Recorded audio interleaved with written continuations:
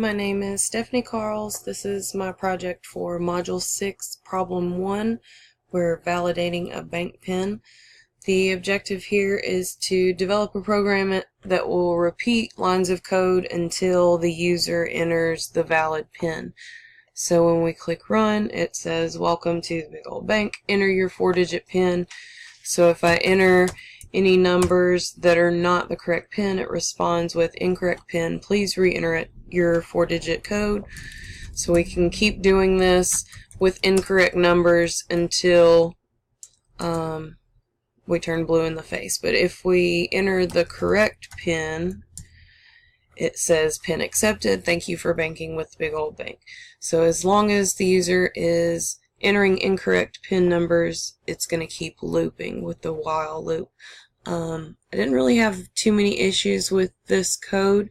I kept thinking about using it in class just for simple fill in the blank answers, and it can then allow students to continue to type in answers until they get it correct. So I really liked this line of code.